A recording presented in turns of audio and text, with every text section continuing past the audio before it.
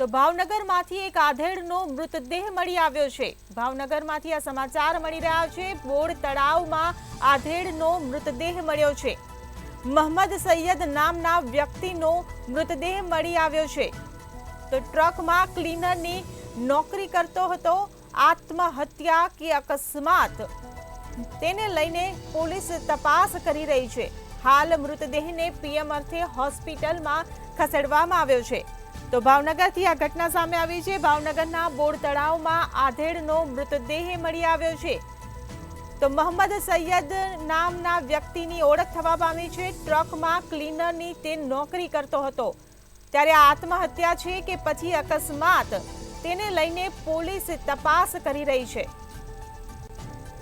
તો મૃતદેહને હાલ તો પીએમ અર્થે હોસ્પિટલમાં ખસેડવામાં આવ્યો છે। ત્યારે ભાવનગર બોર તળાવમાં આધેડનો મૃતદેહ મળી આવ્યો છે। મોહમ્મદ સૈયદ નામના વ્યક્તિનો આ મૃતદેહ છે।